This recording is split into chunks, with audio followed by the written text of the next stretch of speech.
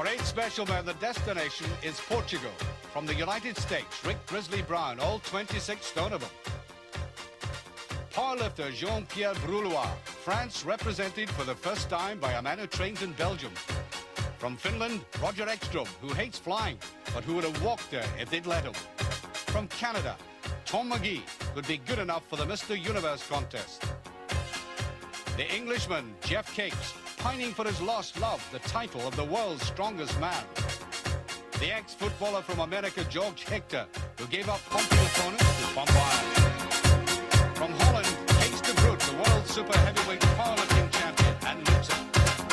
The title holder from Iceland, Jon-Pall Sigmarsson, who surprised the world by beating Capes last year. Lisbon Airport, and a 737 goes walking.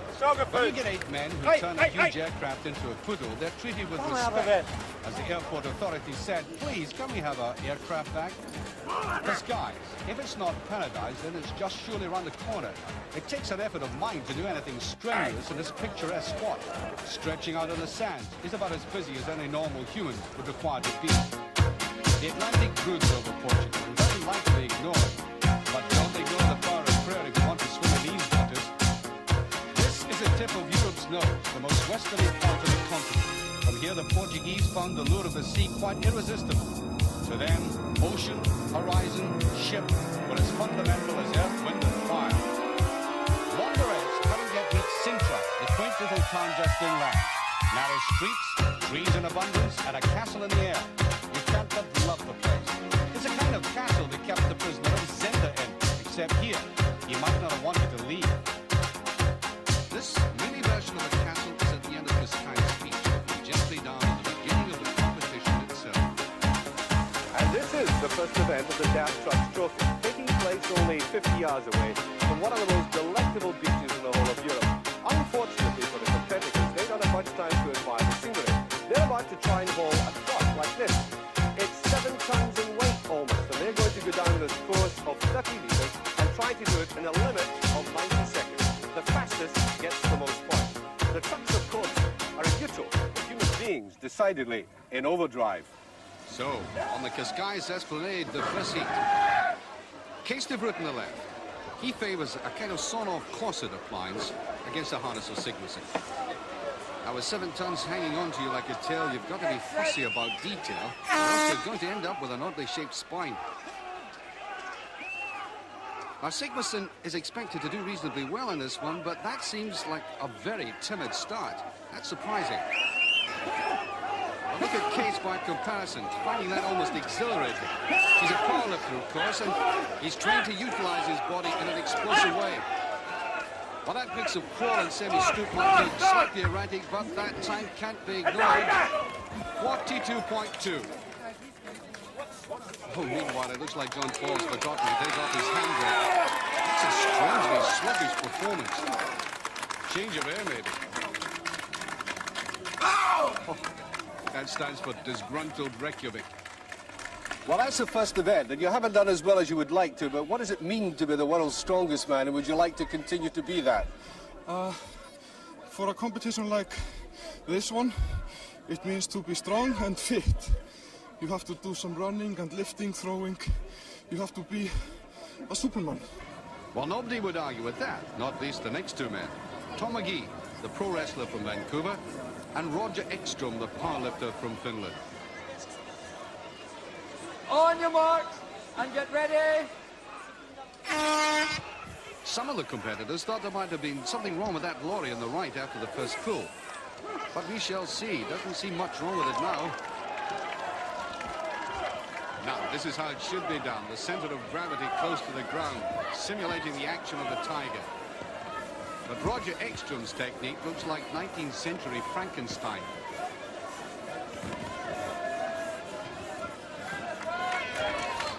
Magee's previous experience of this event is now shown as he lunges at the line in 41.6. He's in front. Oh, it's been too much for Ekstrom, though. He didn't apply himself the right way, and accordingly he suffered.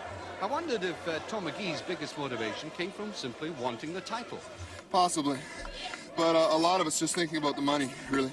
And that keeps you going. Yeah. Well, there's 3,000 pounds at stake as Grizzly shapes up looking like some new kind of American missile. His opponent, Geoff Capes, is in a mood you might describe as keenly determined. On your That mark, means he's going to give and his all get from the set. start.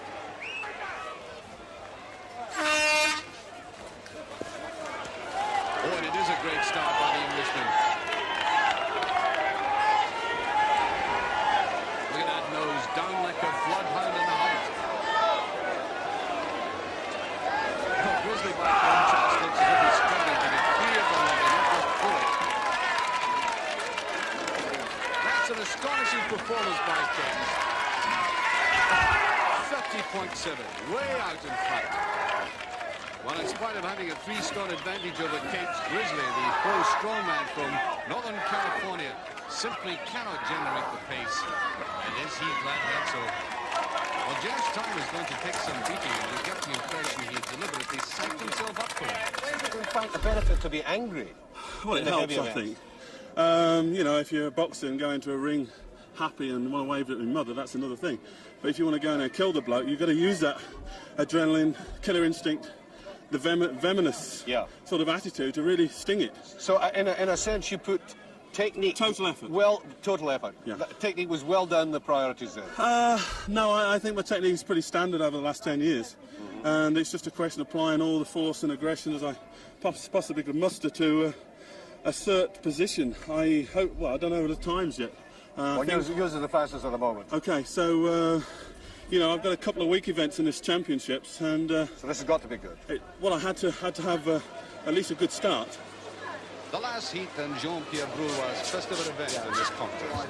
His opponent, the other American, George Hechter. He could represent Capes' biggest threat in On this your event. marks, and get set. Now remember, Hechter on the left is a champion powerlift, and he looks very well proportioned and suited to this task.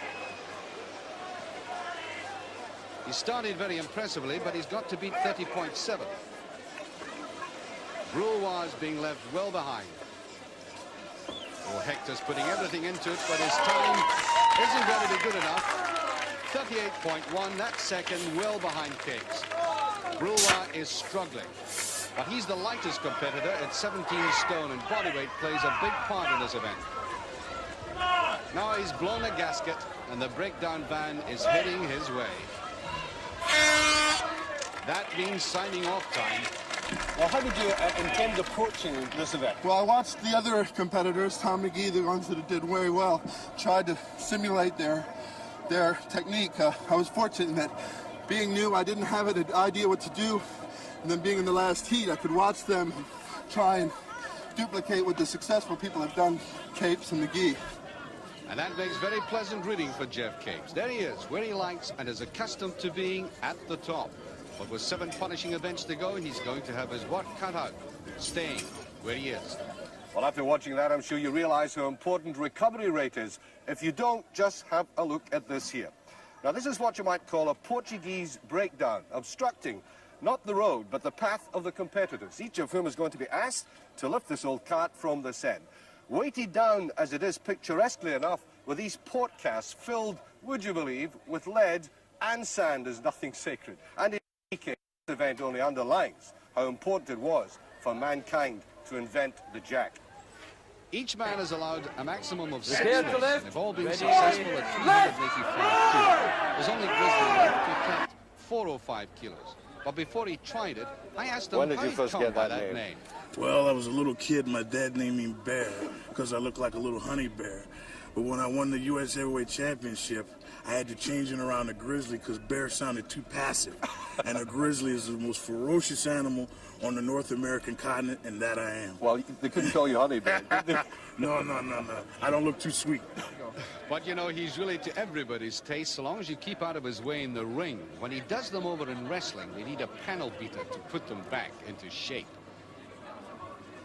But it's concentration now as he prepares for his 6th and final lift. The target, 405 kilos, or put another way, 893 pounds. You really snort at it, don't you? I love it. I love to snort. Love to growl. It's in my nature. Don't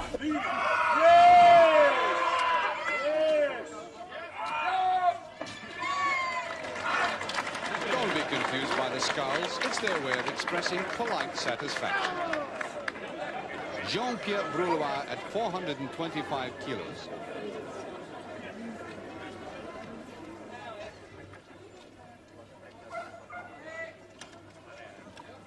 Ah, sacre bleu. In this company, even a 17.5 stone man can look like a little boy lost. Geoff Capes. Now, he always approaches this task like a man about to lapse into meditation. He's attempting 445 kilos, or 981 pounds, in his fifth lift. They bind his hands to the bar for a better grip. That way they can safely slap you in the face and get the blood boiling.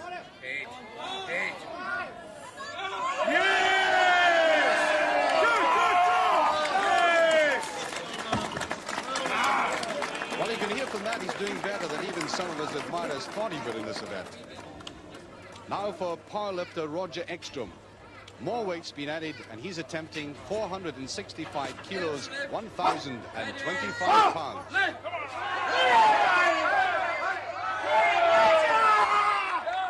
Oh, it's a strain, but he manages it. Happier now after what that truck did to him. Roger Ekstrom has had 6 good lifts.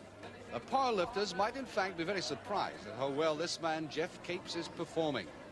He's decided to go for his 6th and final lift at 475 kilos, 1,047 pounds.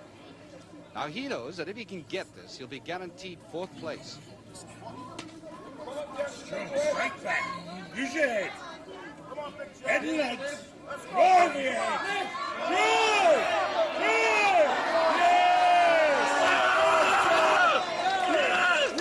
Oh, that's a defiant shout against all these people who thought he was over the hill. Canadian Tom Maggee psyching himself up as he prepares to lift 485 kilos. Tom Maggee. Now, to be fair, Tom's been complaining of stomach pains, but he's carrying on.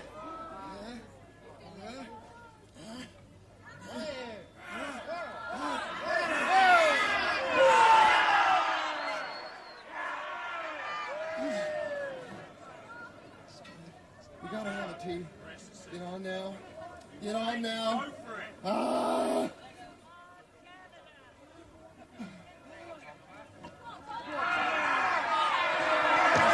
No, the soliloquy hasn't helped. He's finished, and he knows it. There are 3 left now.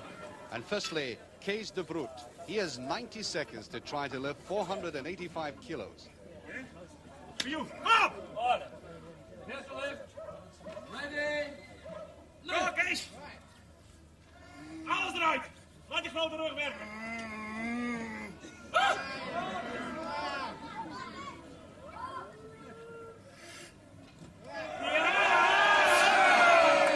Oh yes, it was a great deal to spare there. You get the impression there's a lot left in that man yet. Now the champion, the man with a built-in megaphone, Jon-Pall Sigmarsson.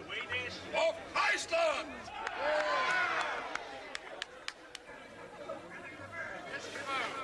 Some very brave person in the crowd has actually called him an Eskimo. And he's heard that remark all right. I'm not an Eskimo, I'm a Viking! If he hadn't been engaged in something else, you might have put the record straight another way. But to the matter in hand, a small matter of 495 kilos. Oh, the definitive look of triumph on that face. It's successful.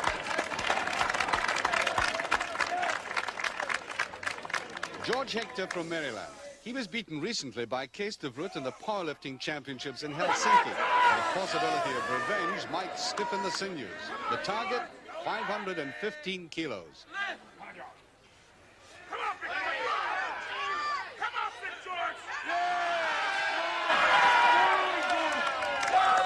He accomplished that without any real distress. Jon-Pall again. 515 kilos of sand are now packed onto that poor cart, which looks as if it might never recover from the experience. He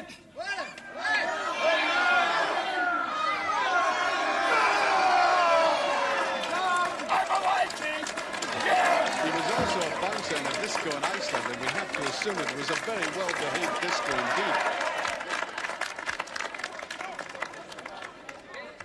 The weight has changed, the Dutchman hasn't.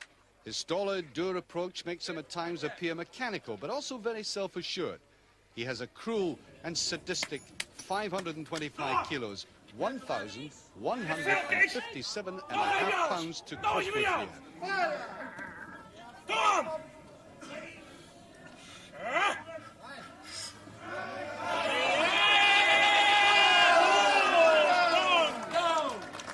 I think he took some pleasure out of that. George Hechter has opted to miss out that weight and go for an incredible 555 kilos. It's a very bold ploy, but if it comes unstuck, he'll obviously lose out on points. Come on, George! Come on! Come on, boy!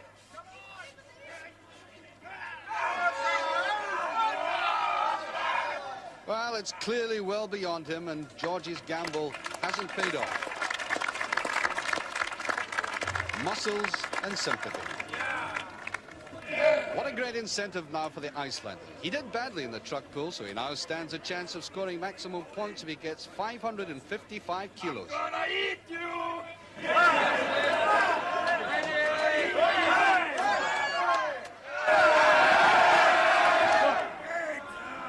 Lift your head!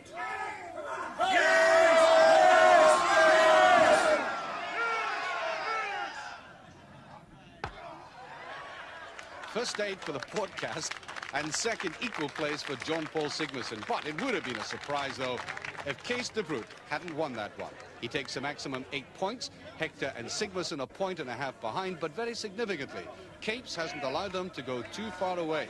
These 5 points will come in very handy.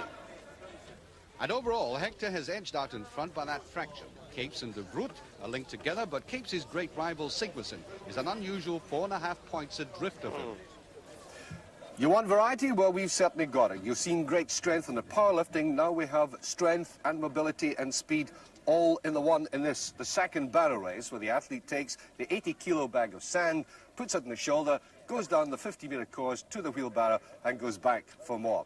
Now, this makes tremendous demands on the heart and lung, and therefore, it is no softening of the event to have this pure oxygen. So do not be at all surprised if even the biggest men eventually have to do this. And so in perfect weather, we await the first heat between Tom Maggee against Grizzly Brown. Oh, Maggee started as if he's come out of the blocks. Grizzly seems to be playing the marathon game, pacing himself. Well, I don't know about yours, but our Coleman never went that fast.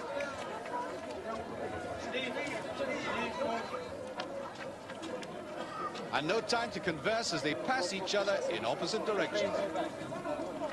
Grizzly's huge girth simply isn't meant for such speed. Well, the man's looking white around the gills, but Tom's virus hasn't prevented him from turning in a reasonable time, 42.6. Do you think Grizzly's feeling it out there?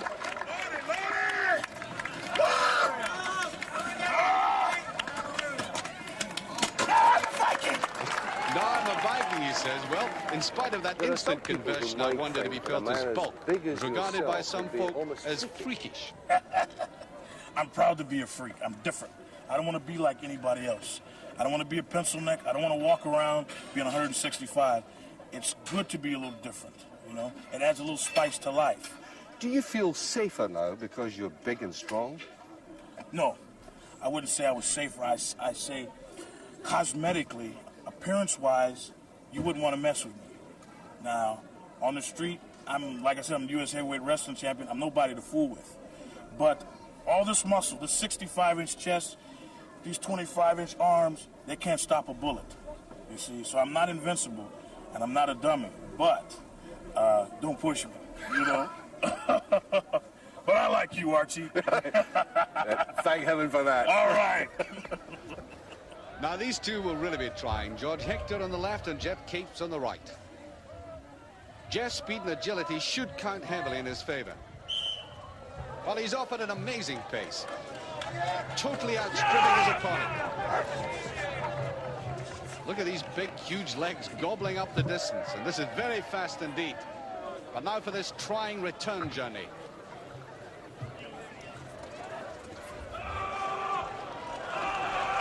Well, this is more like a bayonet charge than a barrel push. Geoff Capes capturing Cascais single-handed in 29.3. Meanwhile, Hechter grimly carries on. But he's beginning to look wobbly, and that is a fatal mistake, which will cost him a second or two. He's finishing in 54.5, which is well down the list. So Geoff's incredible pace for such a big man has given the rest a target of 29.3. Sigmarsson on the left is a man to watch.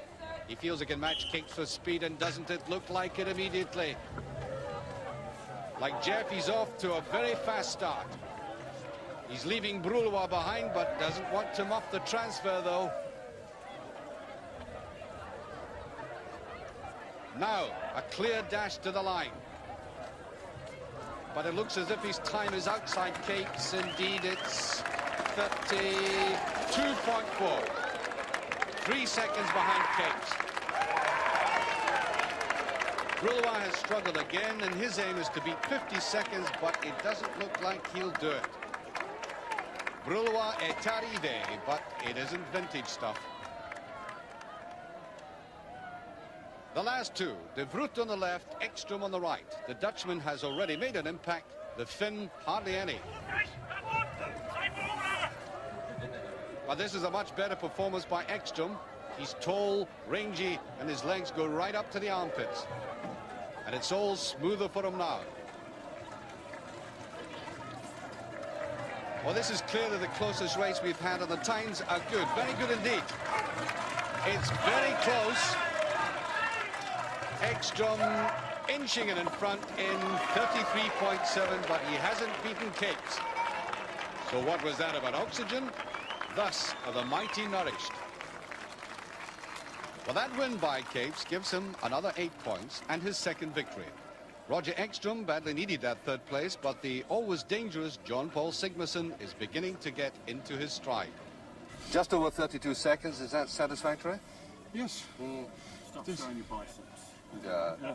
Well, this man beside you, both of you are very close now. Are you beginning to get a bit edgy about that?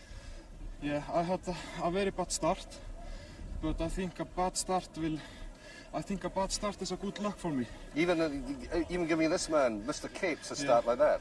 But last year I hurt the lion. And when the lion gets hurt, Yeah. he comes back harder, and he's got to kill the lion before he's less dangerous. Well, the line is confidently in front at the moment. The ever steady Cees de Vreugd is second, and significantly Jon-Pall Sigmarsson has moved up to third place. But Geoff's 3-point lead is a useful buffer for any mishap that may occur later on. Well, as you can probably see, we're surrounded by bright, shining faces making a bit of a din. It's late afternoon. The sunshine is absolutely splendid yet, and no wonder there's expectancy, because I think the next event promises to be rather special. You see, this is a typical small Portuguese fishing boat, and this is a typical Portuguese fisherman, José Luís. José and his boat are about to make a special trip, not out to sea, but into dry land up this steep ramp. José usually drags his boat up in the company with another 8 Portuguese fishermen. But guess who's dragging it up this time? That's right, the competitors. Except that they're doing it solo. Grizzly, like the others, will have a limit of 2 minutes to pull the prow of the boat over the finishing line. It weighs approximately 235 kilos, and he's got to pull it 12 meters.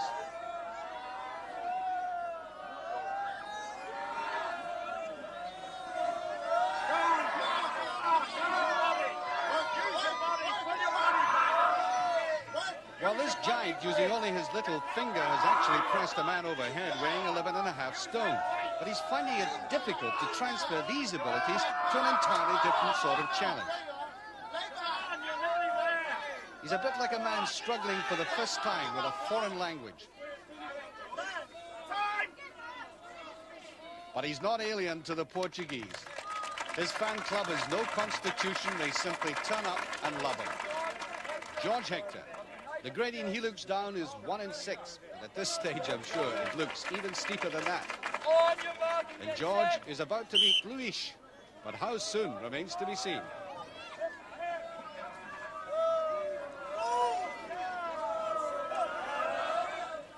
Well, he's developed a very smooth rhythm, and that is a must for a continuous pull. But it's the last few feet which seem to rip the arms from the sockets. Time 28.9. And with this going on, the Skylark out there in the bay isn't doing much business. Jean-Pierre from Lille. Now, he has no English, but the word he should learn now is help. He's been overawed by the others so far, but he's learning all the time. This is the first time he's entered the competition, and next year he'll be a much wiser and stronger man. Well, he's straining all the way. It helps to have good, firm teeth to gnash on when you're doing this sort of thing. And his time, looking at the watch, is coming up to 38.9, 10 seconds behind Hechter, but the crowd recognize a triumph when they see one. And now, for your delectation, all the world's a stage to Jon-Pall. You get the impression that if he didn't have an audience, he'd rather play chess.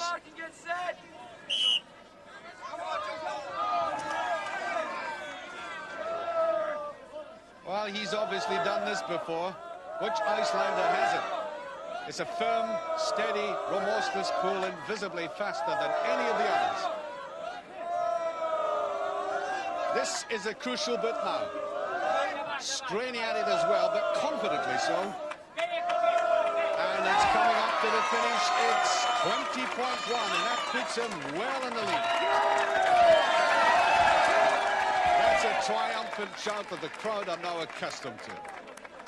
It's time for a lap of honor. You get the impression he's modestly satisfied with that. And now for the contrast. Cees de Vreugd, a very serious man. Somehow you get the impression he would smile only after a local anesthetic. But he doesn't mess about, and this is looking good.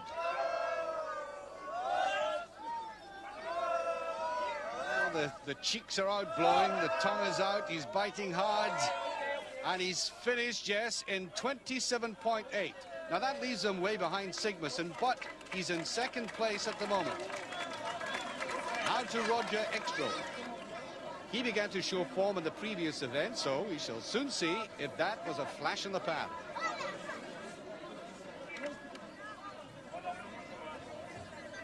The big man is finished by birth, but lives in and competes for Sweden. But bemoans the fact that his country doesn't properly recognize his achievements, which include 4 powerlifting titles. So he wants to put himself on the map through this event, and that time of 25.4 will help his cause because it pushes de Vreugd back into 3rd place. Now then, who's she got eyes for? A bodybuilder with a profile of a choir boy. But Tom Maggee's muscles aren't there merely for decoration, as he's now willing to demonstrate.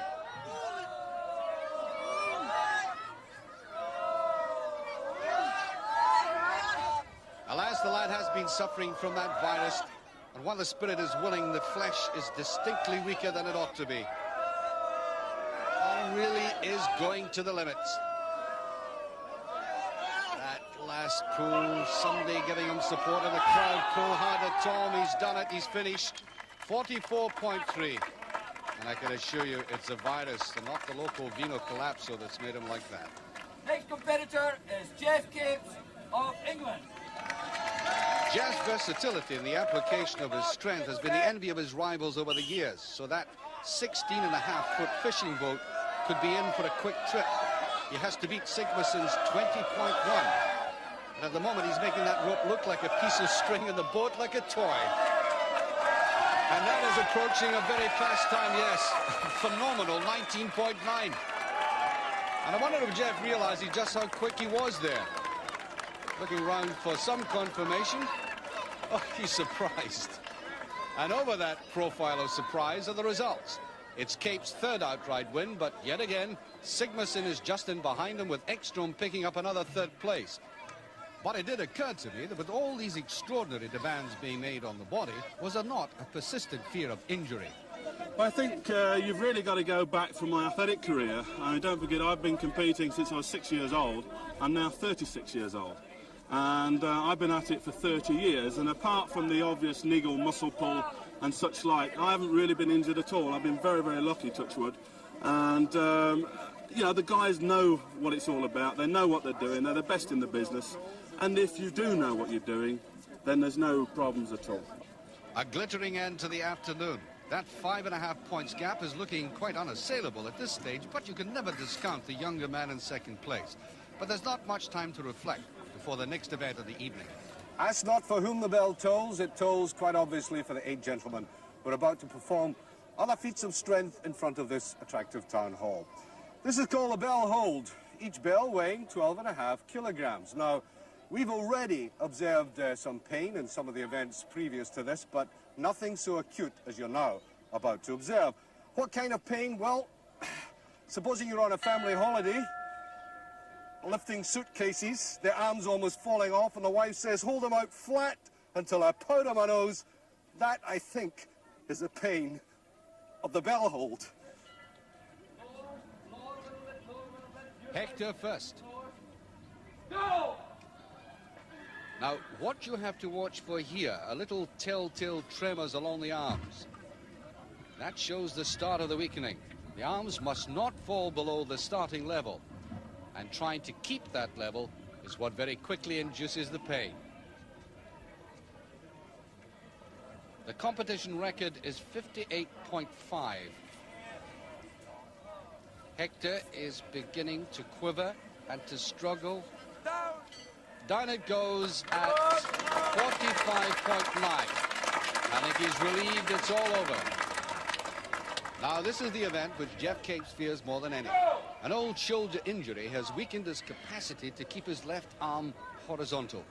He knows he'll be in for painful seconds. Now, listen to the coaxing voices of his supporters. Geoff seems to have placed his mind on another plane. Left arm holding well, but the right one isn't, unfortunately. It's over. It doesn't like that time at all. 22.2. He felt perhaps he could squeeze a little bit more out of it. He was always worried by that event. The sound of the Viking.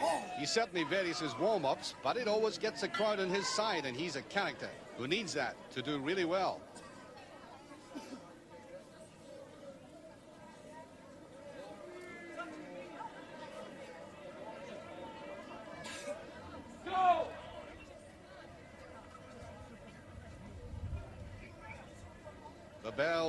The bells, watch them.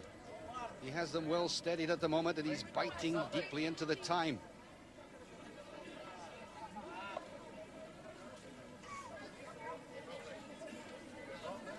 He's hiding that suffering well.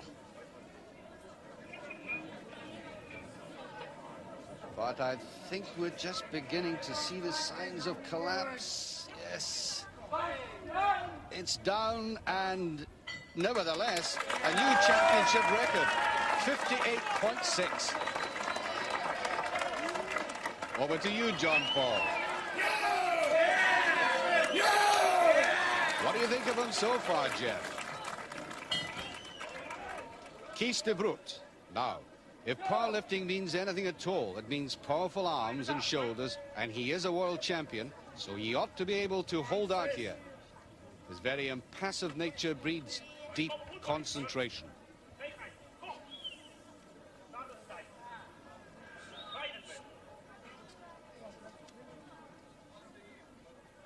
Remember, the weight of the bell at the end of each arm, 27 pounds.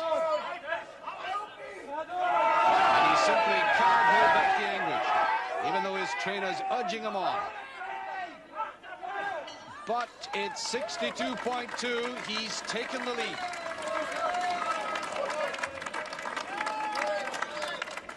And now the Californian who's put a smile on the competition, the gentle giant. Grizzly's been privately upset that he hasn't really given a true account of himself.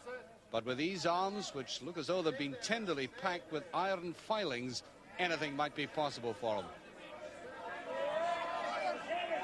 The arms are holding fast, but he's now calling on reserves of will, and the vocal cords give assistance. Oh, look at the jutting chin. He's a spin.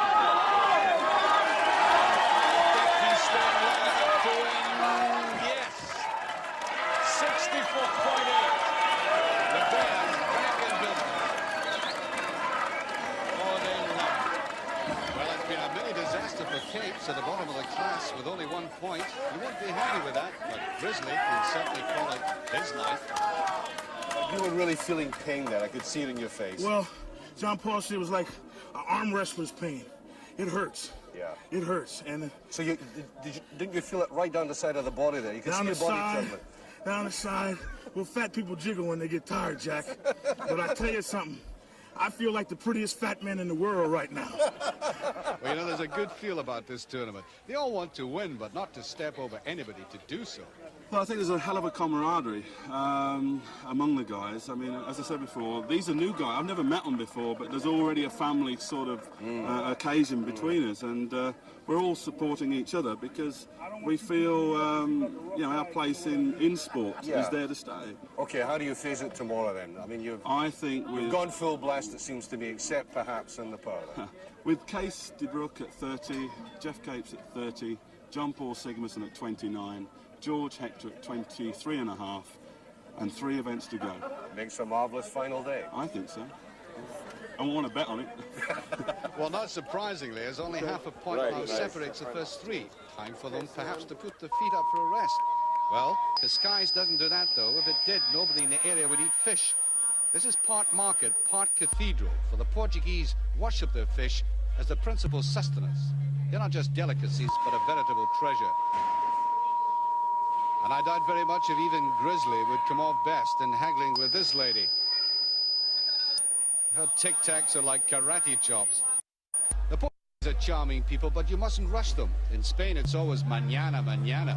In Portugal, that can be considered in decent haste. But the following morning, everybody was on time.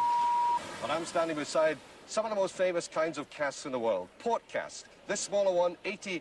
This one, 120 kilos. You can get enough port in here to give the whole of London a hangover for a week. And the competitors are going to be asked in this next event to lift them from the ground straight above their heads. And everybody is saying that if Geoff Capes does well in this event, he could go on and win the title. Because these are filled with sand and water. And for a lifter, compared to port, that's a much more lethal cocktail.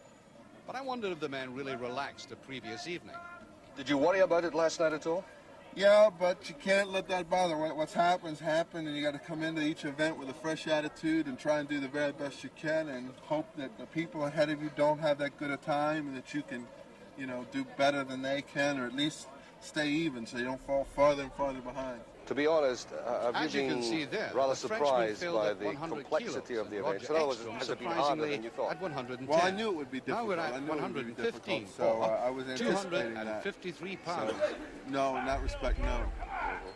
I found during the Olympic Games that the Americans are extremely patriotic. They haven't much patriotic. opportunity to practice with the cast, so they're faced with this awkward and unyielding shape. Even the best of them will find these lifts a problem. George! Well, now follows the difficult bit. He's got to get these arms up straight and locked. Not quite. It's the shape that's so awkward.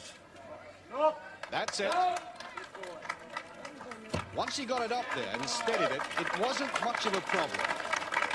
Not showing too much strain. Come on! Jon-Pall. Now, he began to look good again late yesterday. Has the overnight rest helped this man?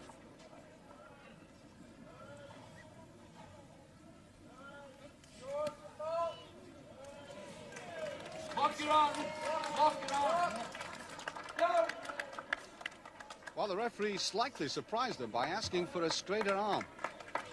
But Sigmarsson truly had no real problems there.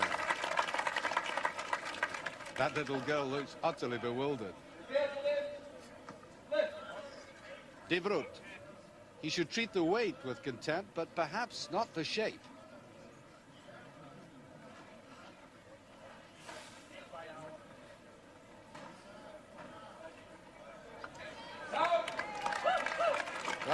He made it look as if the cask was entirely empty. Don't be fooled by that look. He's happy at his work. From Vancouver, British Columbia, Tom Maggee.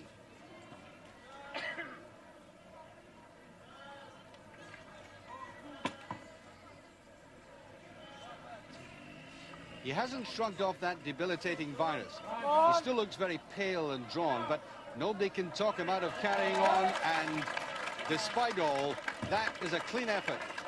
But one wonders just how long he can go on. Grizzly has a problem with this one, his waistline.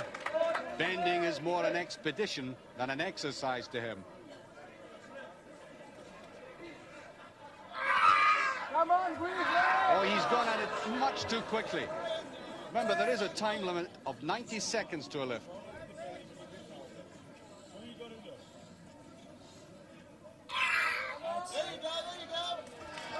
Now he's got it. How does he feel about that one? That's the quote of the week.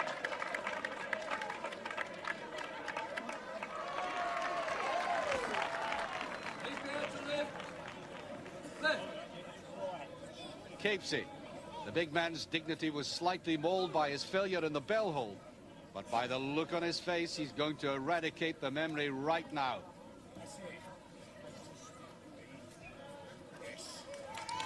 And how? 253 pounds easily tamed.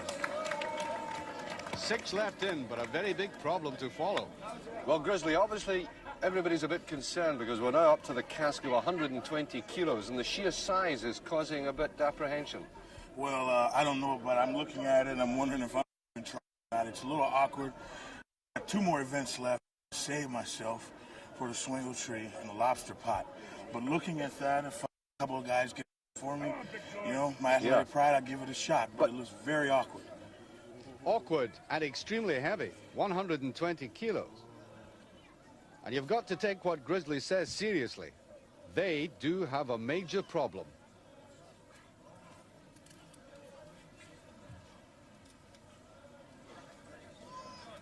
Come on, George! Let's go, big guy! Well, it's now beginning to look more like a wrestling match than a lift.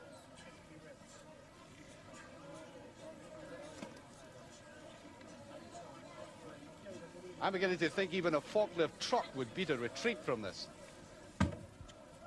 No, it simply won't go. But there's no disgrace in that. It was the shape that beat him. However, George is an experienced lifter, so does he think it's at all possible for anyone to lift him? Jon-Pall or Geoff may be able to do it, Tom, but it's just too big for me. Yeah. If I got it, the weight is not a consequence. When it's distributed like that, I can get it on my knees, but I can't do anything under it to put it over your head. Do you think it might have been fairer to have had an increased weight in the smaller cask? But they won't contain it. The weights they're putting inside, they won't contain it. They need a much denser material. Well, let's have a look at this one. Now, what's he trying to do, George? Well, he's going to have to get it to his chest first. He may be able... it won't be easy for whoever does it, but... All right.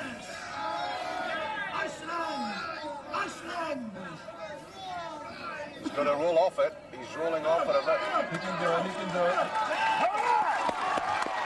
He seems to have mastered that wide hold. It's almost there now. To stretch and hold the balance all into one. Well, he's getting a lot closer than I did. He's done again. Tell him, Jon-Pall!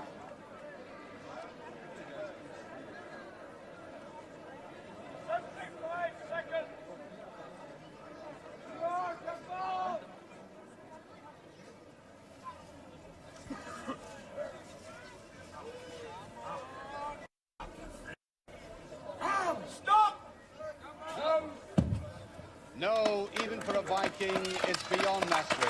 Oh, well. There was almost an indignant look on his face. All right! He wasn't all that far away from maximum points, but his admirers can forgive the odd lapse. Geoff can't be too confident after having watched Jon-Pall. Now, He's going to have to remember that there are 2 other events to come. He doesn't want to overdo it and get nothing out of this.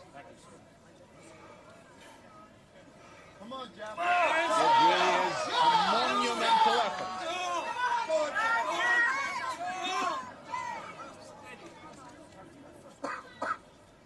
He's not going to give up easily. Now, what's happened here? It looks as if the rim of the barrel has bitten into his bicep. You can go off Port Cascais quickly, you know. The doctor will look at his arm. Let's hope it's not too badly injured. So the result of that tortuous exercise means that we have 6 men sharing first place. But trying to lift that barrel was a Herculean task. Does Geoff regret the amount of energy he must have expended? In strategic terms, I think you must live to fight those next 2 events. Because if you look at it, I think there were 6 of us shared equal points.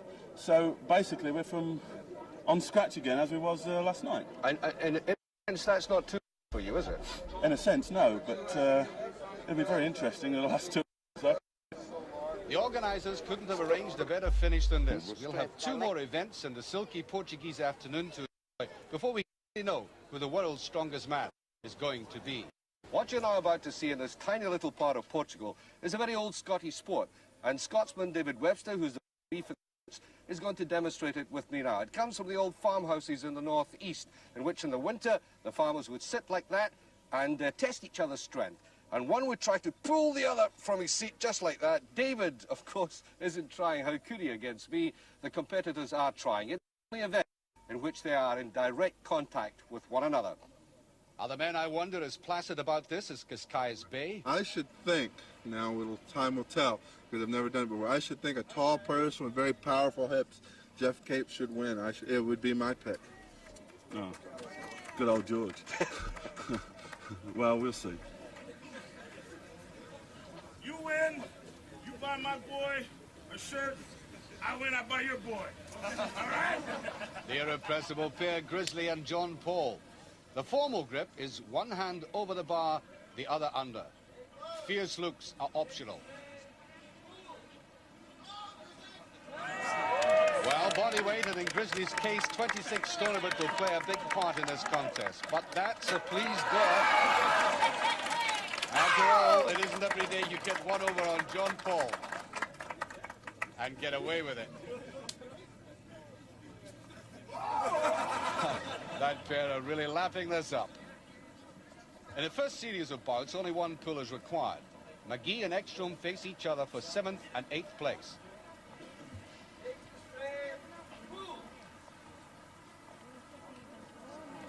The Finn wins comfortably and collects himself 2 points. Taking up position, Hechter and Brulois. The American distinctly favourite to win 5th place. And very promptly proves it, although he doesn't like the 3-point landing. In the round-robin series of bouts, each one has a chance of coming back after a poor start, like Jon-Pall, who, despite his first defeat, has an opportunity to get 3rd place. Which he does against a surprise de Vreugd, and that could be costly for the Dutchman. The final, California against Lincolnshire, the best of 3 pools. Capes whipping the bar quick. He doesn't know what happened. Capes up. Well, Grizzly does have another chance, and Jon-Pall is turned unpaid cheerleader.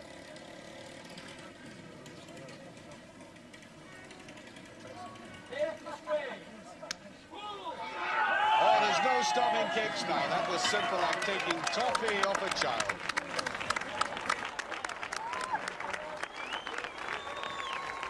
It's his 4th victory, and the big man knows now he's poised to regain that much coveted title. He's edged further away from the Icelander and the Dutchman. The overall position with just 1 event to go is a very useful lead, but far from impregnable, because what now follows is that which could break the best of them. We've been dealing with athletes who are obviously highly fit, highly disciplined, and who spend a great deal of their time devoted to ensuring that their body fitness is almost perfection. Now, that makes them highly competitive. We've seen that. But what has shone through as warmly as this Portuguese sun has been their humanity. I don't think I've ever experienced such a spirit of cooperation between such a tightly knit bunch of athletes ever before. But no cooperation on this next event, the lobster pot race, weighing 25 kilograms, packed with stones, and what the athletes call, affectionately, the killer event. This particular form of torture consists of running up the steep ramp from the boat to the lorry 30 meters away with 10 pots. You will observe that Grizzly has turned tourist. This most amiable of men has decided he's enjoying life far too much to try to drag any more speed out of that 26.5 stone torso of his. So why not just keep Tom Maggee company? See how stylish Californians enjoy a walk in the sun. Maggee has heard of the tortoise and hare story. He cares not a jot for the moral. Because the bear is content to let folks see how 26.5 stone might handicap you when it comes to slopes and lobster pots and speed. But as a lovable human being, not one jot. Maggee could turn out to be a very important man in this if his time is fast, which it now promises to be. But he's finding out the nature of the beast. The hill and the lobster pots are beginning to take their toll. That initial drive's gone. He and his virus are struggling the last few spiteful yards. At that time, in 2 minutes 3 seconds, could set Capes a problem if he fails to reach his true form. And it's a brave effort from the Canadian. Perhaps Grizzly thinks he should now audition for Superman 4. Cees de Vreugd and George Hechter have decided on an entirely new tactic. What they're doing is assembling the lobster pots at different levels on the ramp before they fill the lorry. Different, but I wonder if it's really all that effective. There's no rule against it, only the timers. Look at that pile he's got to put up with. And they're not really making any great impression. One more last heave from de Vreugd. Up it goes, and he's finished in 2 minutes 39 seconds. A very good time indeed. Well behind Maggee, but well in front of the oxygen mask. All that suggests that unless Capes performs tragically, he'll win the title. He needs to achieve a time faster than Maggee's. Jon-Pall himself is prepared for a final flourish. And in a sense, there's a personal duel going on here outside the title itself. The 25-year-old Icelander has become a great friend of Capes, but the Englishman will never forget how he lost this title and how some people automatically assumed he might be over the hill. He's not, and he's out now to prove it not only to others, but even perhaps more importantly to himself.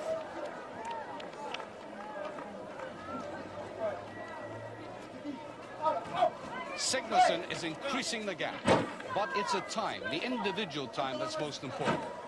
For Capes, 2 minutes. Trailing though he is, if he can get inside that, he's won the title.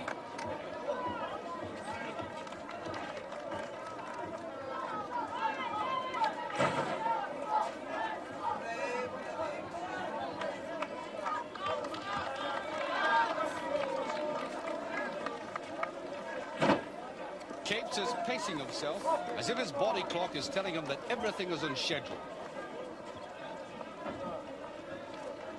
It's all now a very hard grind. And beautiful sands become a pestilence as the legs tire and the wobbles spread from the knees up through the body. But he has to be steady now and do nothing silly, like drop one of these pots.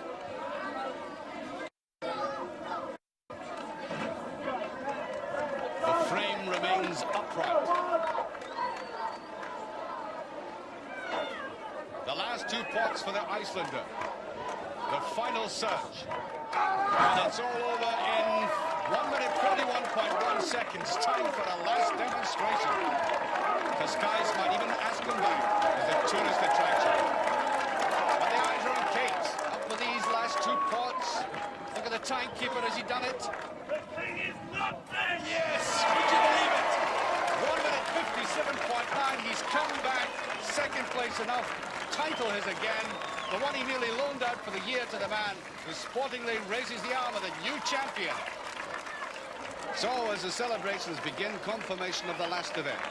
Maggee salvaging his pride with a hard-won 3rd place, which acted as Geoff's target time. The proud Sigmarsson abdicating the typically final defiance. But how did he feel when he heard Geoff shout, "He's not dead"? He was never dead, but I took his crown for 1 year, and I will be back for my crown, because I'm a Viking warrior. I will always be back. Grizzly's not a Viking, but he'll be back because he likes being with the greats. I think Geoff Capes is one of the greatest strongmen to ever live. You talk about durability, you talk about Geoff Capes. You talk about a man who has endured and who seems to get better with age, like a fine wine. It's Geoff Capes. The consummate professional.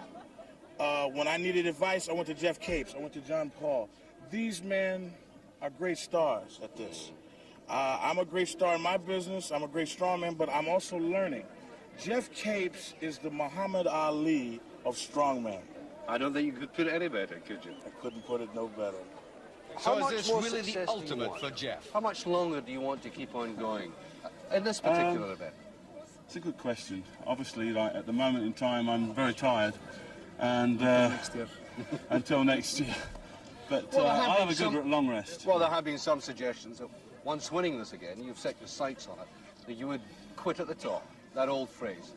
Yeah, I quit at the top in athletics, and give me a couple of 3 weeks to think about it. I'm still not sure. Obviously, after winning it again, it's another year is another title. But so what you're saying, coming up there, getting it and winning the title again, has rekindled the enthusiasm. Yes, it has. You know, it's like having a couple of years in the wilderness and coming back again. All right, come on. If you could possibly give me an answer.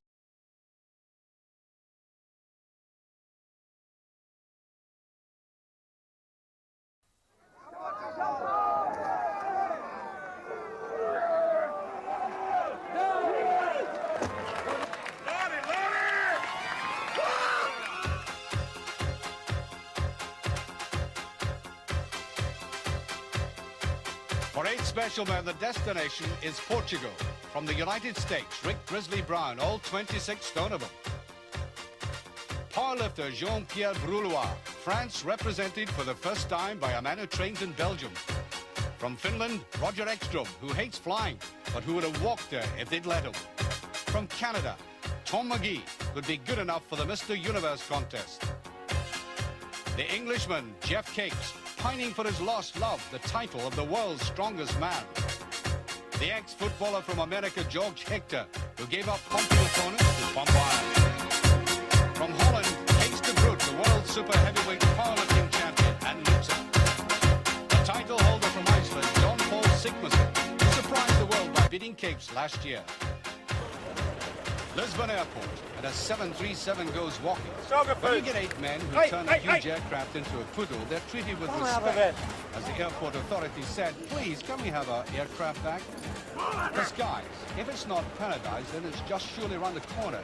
It takes an effort of mind to do anything strenuous in this picturesque spot.